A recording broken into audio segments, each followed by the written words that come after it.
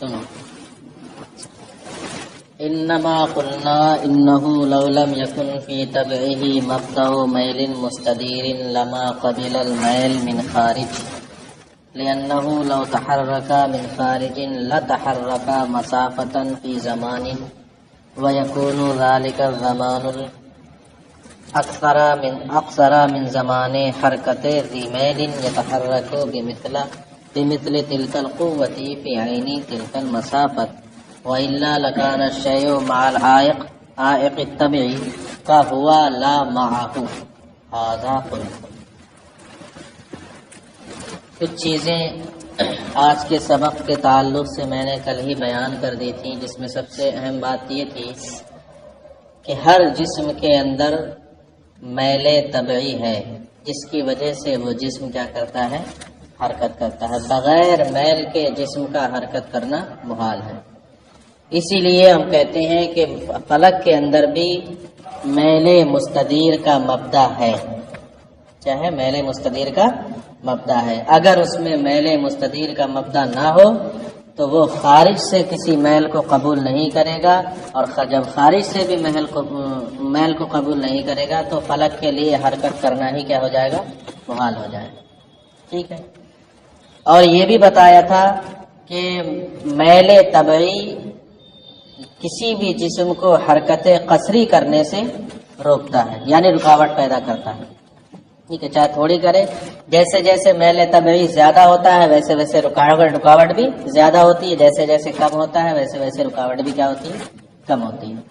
تو اب یہ دعویٰ تھا کہ فلک کے اندر بھی میل مستدیر کا مبدا ہے، کیونکہ اگر اس میں میل مستدیر کا مبدا نہ ہو تو فلک خارج سے میل کو قبول نہیں کرے گا، اور جب خارج سے بھی میل کو قبول نہیں کرے گا تو پھر تو وہ قابل حرکت ہی نہیں ہوگا.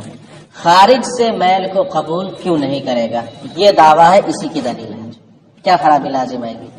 کہتے ہیں کہ اگر فلک خارج سے محل حرکت کرے، یعنی خارج سے یعنی حرکت قصری کرے، جب میل طبعی ہے ہی نہیں تو خارج کی وجہ سے حرکت کرے گا، تو کہتے ہیں کہ خارج سے جب حرکت کرے گا تو وہ ایک متعینہ مدت کو ایک متعینہ زمانے میں طے کرے گا. اب اس کی مثال میں نے پہلے یہاں لکھ لی ہے، تو غور سے سنو. عدیم المیل یعنی جس میں کوئی حرکت میل نہیں ہے. یہ کون سا جسم ہے؟ جس میں عدیم المیل لکھ دیا میں نے، اس میں کوئی میل نہیں ہے. اب جب میل نہیں ہے تو رکاوٹ بھی نہیں ہوگی. بھائی میل طبعی نہ رکاوٹ پیدا کرتا ہے، اور اس میں ہم نے کیا فرض کیا، کوئی میل نہیں، خارج سے حرکت کر رہا ہے کوئی بھی چیز، تو اب یہ اس کی حرکت تیز ہوگی کیونکہ رکاوٹ کوئی نہیں ہے.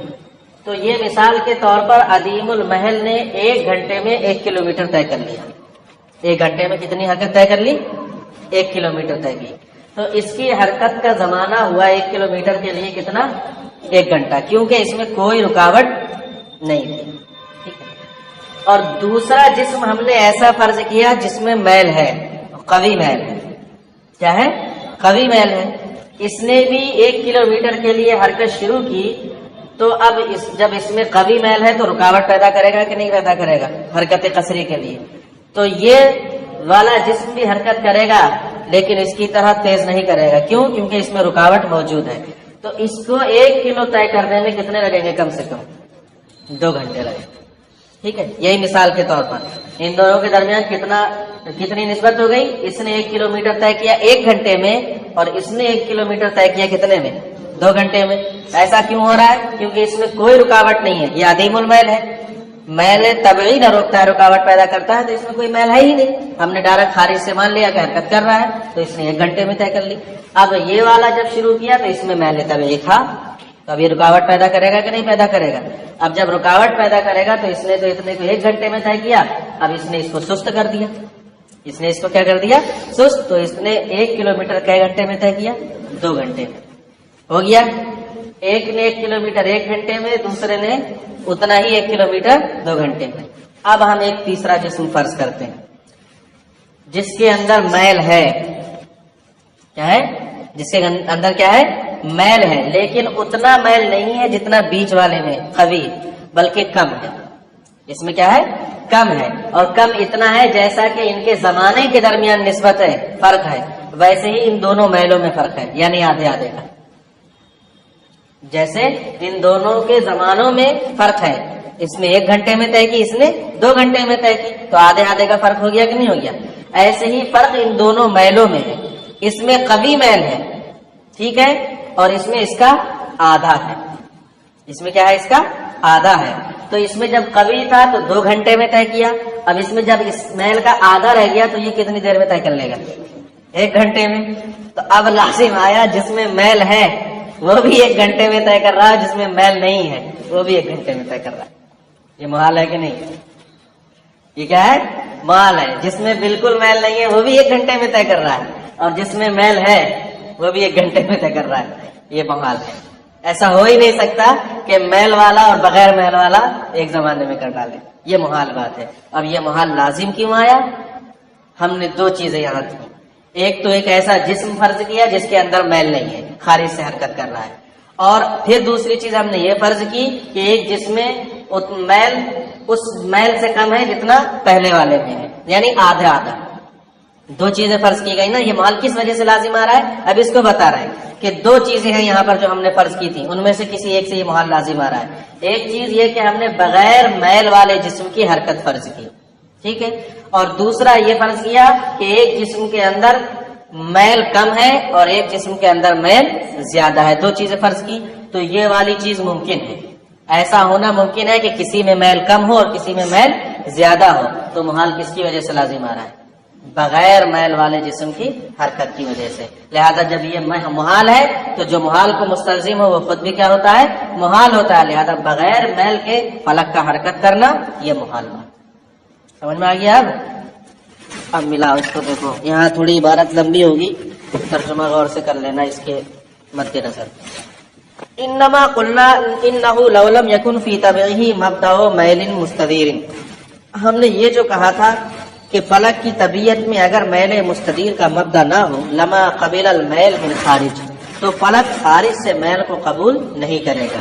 لأنه لو تحرك من خارج، اس لیے کہ اگر فلک خارج سے حرکت کرے گا، لتحرك مسافة في زمان، تو وہ ایک مسافت کو ایک زمانے میں طے کرے گا۔ پہلی والی دیکھو عدیم المیل والی، خارج والی۔ وَيَكُونُ ذَلِكَ زمان اکثر من زمان حرکت ذی میل، اور وہ زمانہ کم ہوگا اس میل والے جسم کی حرکت کے زمانے سے، میل والے حرکت کے زمانے سے۔ یتحرک بمثل تلک القوت فی عین تلک المسافت، جو اسی قوت کے مثل سے اسی مسافت میں حرکت کرے گا۔ دوسری والا قوی المیل والا ہے یہ، ٹھیک ہے۔ تو اب پہلے والے کا زمانہ کم ہے دوسرے والے کے زمانے سے۔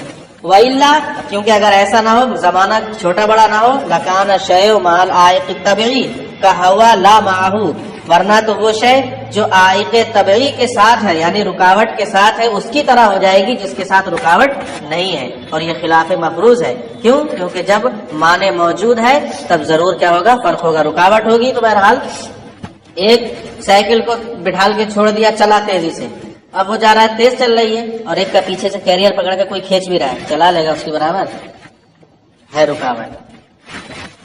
وَذَلِكَ زَمَانٌ أَقْصَرُ لَهُ نِسْبَةٌ لَا مُحَالَةَ إِلَى الزَّمَانِ الْأَطْوَلِ، کہتے ہیں اس چھوٹے والے زمانے کو لا محالہ لمبے والے زمانے کے ساتھ کوئی نسبت ہوگی، یعنی آدھے آدھے کی یا چوتھائی کی یا تہائی کی کوئی نہ کوئی نسبت ہوگی۔ تو ہم نے کون سی نسبت مانی ہے؟ آدھے کی، نصف کی نسبت مانی ہے کہ آدھے آدھے کا فرق ہو گیا۔ اب کہتے ہیں فَإِذَا فَرَضْنَا ذَا مَيْلٍ آخَرَ مَيْلُهُ أَضْعَفَ مِنْ ذِي الْمَيْلِ الْأَوَّلِ، اب ہم ایک تیسرا جسم فرض کرتے ہیں میل والا جس کا میل پہلے والے میل سے کیا ہو؟ کم ہو۔ اب کتنا کم ہو؟ دیکھو ترجمہ اس کا غور کرنا، عبارت کو تھوڑا انہوں نے گنجلک کر دیا۔ کتنا کم ہو؟ بحیث یکون نسبتہ الی المیل الاول، اس طور پر کہ اس والے جسم کے میل کی نسبت پہلے والے میل کی طرف ایسے ہی ہو۔ کیسے؟ مثلا نسبت زمان الاکثر الی الزمان الاطول، جیسے کم والے زمانے کی نسبت زیادہ والے زمانے کی طرف۔ تو کون سی نسبت تھی وہاں پر؟ آدھے آدھے کی۔ تو ہم نے میل بھی کون سا مانا؟ آدھا آدھا۔ تو اس کو گھمایا ہے، فرق سیدھا سیدھا یہ کہہ دینا چاہیے تھا جیسے ان دونوں کی حرکت کے زمانے میں فرق ہے آدھے آدھے کا، ایسے ہی ان دونوں میں بھی کیا ہے؟ میلوں میں بھی فرق ہے آدھے آدھے کا۔ ادھر 1 کلو میل ہے، ادھر آدھا کلو میل ہے، مثال کے طور پر۔ تولا نہیں جا سکتا میل کو، لیکن مثال کے طور پر فَيَتَحَرَّكُ بِمِثْلِ تِلْكَ الْقُوَّةِ فِي مِثْلِ زَمَانِ عَدِيمِ الْمَيْلِ مِثْلَ مَسَافَتِهِ، کہتے ہیں اب یہ والا جسم بھی عدیم المیل والے زمانے ہی کے برابر زمانے میں اتنی ہی مدت کو کیا کر لے گا؟ طے کر لے گا۔ کر لے گا کہ نہیں کر لے گا؟ کیوں ایسا کیوں ہوگا؟ لِأَنَّ الْحَرْكَةَ تَزْدَادُ سُرْعَتُهَا بِقَدْرِ انتقاضِ الْقُوَّةِ الْمَيْلِيَّةِ الَّتِي فِي الْجِسْمِ، اس لیے کہ حرکت کی رفتار بڑھ جاتی ہے اس قوت میلیہ کے کم ہونے کی مقدار میں جو جسم میں ہوتی ہے۔ جیسے جیسے قوت میلیہ کم ہوتی جائے گی رفتار کیا ہوتی جائے گی؟ بڑھتی جائے گی۔ تو اب ادھر آدھی قوت میلیہ ہے تو رفتار بھی کیا ہو جائے گی؟ بڑھ جائے گی۔ لِأَنَّهُ لَوْ انْتَقَضَ شَيْءٌ مِنَ الْقُوَّةِ الَّتِي فِي الْجِسْمِ، اس لیے کہ اگر اس شے میں کچھ بھی کم ہو اس قوت سے جو جسم میں ہے، وَلَا يَزْدَادُ السُّرْعَةُ، اور سرعت نہ بڑھے، لَمْ تَكُنِ الْقُوَّةُ الْمَيْلِيَّةُ مَانِعَةً مِنَ الْحَرْكَةِ، تو قوت میلیہ حرکت سے مانع ہی نہ ہوگی۔ ھذا خلف، اور یہ کیا ہے؟ خلاف مفروض ہے، کیونکہ ہم نے یہ فرض کیا ہے قوت میلیہ جیسے جیسے بڑھے گی ویسے ویسے رکاوٹ بڑھے گی، اور جیسے جیسے کم ہوگی ویسے ویسے رفتار بڑھے گی۔ فظہر، تو ظاہر ہو گیا، ان الجسم القلیل المیل والذی لا میل فیہ متساویان فی سرعت، کہ وہ جسم جس میں تھوڑا سا میل ہے اور وہ جسم جس میں بالکل میل نہیں، متساویان فی سرعت، رفتار میں کیا ہوگا؟ برابر ہو گئے۔ وہو محال، تو یہ محال بات ہے، ایسا ہو ہی نہیں سکتا۔ اب کہتے ہیں وہذا المحال انما لزم من فرض تحرک ذالک الجسم الذی لا میل فیہ اصلا، اور یہ محال اس وجہ سے لازم آیا کہ اس جسم کی حرکت کو فرض کیا جس میں میل نہیں۔ یہ ترجمہ میں نے محاورہ کیا ہے، لفظی نہیں کیا ہے۔ لفظی ترجمہ کیا ہوگا؟ اور یہ محال اس جسم کی حرکت کو فرض کرنے سے لازم آیا جس میں بالکل میل نہیں، اور ابھی اتنے ہی سے تھوڑی لازم آیا ہے۔ وَمِن فَرْضِ الْمَيْلِ الَّذِي نِسْبَتُهُ إِلَى الْمَيْلِ الْأَوَّلِ كَنِسْبَةِ زَمَانِ عَدِيمِ الْمَيْلِ إِلَى زَمَانِ ذِي مَيْلِ الْأَوَّلِ، اور اس میل کو فرض کرنے سے یہ محال لازم آیا کہ جس کی نسبت پہلے میل کی طرف ایسے ہی ہے جیسے عدیم المیل کے زمانے کی نسبت پہلے والے میل کے زمانے کی طرف۔ ٹھیک ہے، تو ان دونوں چیزوں میں سے کسی ایک چیز سے محال لازم آیا۔ کہتے ہیں لیکن فرض المیل علی النسبت المذکورہ ممکن، لیکن نسبت مذکورہ پر میل کو فرض کرنا ممکن ہے، یعنی کسی جسم میں آدھا میل ہو، کسی میں اس سے زیادہ، یعنی کسی میں ضعیف میل ہو کسی میں قوی ہو، یہ ممکن ہے، ایسا تو ہو سکتا ہے۔ فَهَذَا الْمُحَالُ إِنَّمَا لَزِمَ مِنْ فَرْضِ تَحَرُّكِ الْجِسْمِ الَّذِي لَا مَيْلَ فِيهِ أَصْلًا، تو ثابت ہو گیا کہ یہ محال اس جسم کی حرکت کو فرض کرنے سے لازم آیا جس میں بالکل میل نہیں ہے۔ فَيَكُونُ مُحَالًا، اور یہ بات کیا ہے؟ محال ہے، اور جو خود محال کو مستلزم ہو وہ خود بھی محال ہوتا ہے، لہذا فلک کے اندر میل مستدیر کا مبدا نہ ہو، یہ بھی کیا ہو جائے گا؟ محال ہو جائے گا۔ یہ ہو گیا اب دعویٰ، دوسری بات ثابت ہو گئی۔ تیسری بات کیا؟ کہ فلک کی طبیعت میں میل مستقیم کا مبدا نہیں ہے۔ میل مستقیم ثابت ہو گیا، کیوں؟ کہتے ہیں اس لیے کہ ہم یہ پہلے ہی ثابت کر چکے ہیں کہ فلک بسیط ہے۔ فلک کیا ہے؟ یعنی اس کی طبیعت میں مختلف قوت اور مختلف طبیعت والے اجزاء نہیں ہیں۔ یہ پڑھا کہ نہیں پڑھا؟ اس وجہ سے وہ میل مستدیر کا مقتضی ہے۔ اس وجہ سے وہ کیا ہے؟ میل مستدیر کا مقتضی ہے۔ اب جب یہی ایک طبیعت جو بسیط ہے اور مختلف الطباع اجزاء سے مرکب نہیں ہے اور میل مستدیر کی مقتضی ہے، اب اگر یہی میل مستقیم کی بھی مقتضی ہو جائے تو ایک ہی طبیعت دو الگ الگ میل کی کیا ہو جائے گی؟ مقتضی ہو جائے گی، اور دونوں ایک دوسرے کی کیا ہے؟ وہ ضد ہے۔ میل مستقیم ایک الگ چیز ہے اور میل مستدیر کیا ہے؟ ایک الگ چیز ہے۔ تو ایک ہی طبیعت دو میلوں کی مقتضی ہوگی، اور وہ دونوں میل ایک دوسرے کے کیا ہیں؟ خلاف ہیں، اور یہ بات محال ہے کہ ایک ہی طبیعت دو مختلف میلوں کو قبول کر لے، لہذا وہ میل مستقیم کے مبدأ کے قابل نہیں ہو۔ وَنَقُولُ أَيْضًا، اور ہم یہ بھی کہتے ہیں کہ ان الفلک لا يكون في طبعه مبدأ میل مستقیم، کہ فلک کی طبیعت میں میل مستقیم کا مبدأ نہیں ہے۔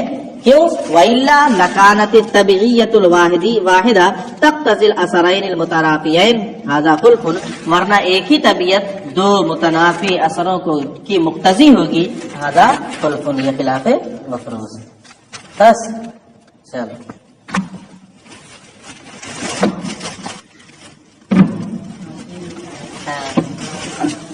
ہاں وہ سن لو، یہ فلاسفہ کا نظریہ ہے.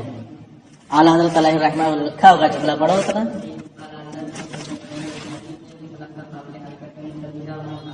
ہاں تو وہ الکلمۃ الولیمہ میں ملے گا. بس اتنا اشارہ اس لیے کیا گیا ہے کہ ممتحن جو پوچھے گا وہ اتنا ہی پوچھے گا شرعی نقطۂ نظر کیا ہے، تو وہ اتنا ہی لکھنا ہے کہ شرعی نقطۂ نظر سے اعلیٰ حضرت نے فرمایا ہے کہ فلک کا قابل حرکت مستدیرہ ہونا ثابت ہے. بس وہ اتنا ہی پوچھے گا، دلیل نہیں پوچھے گا اس کی. ہاں یہی ثابت کیا ہے میں نے.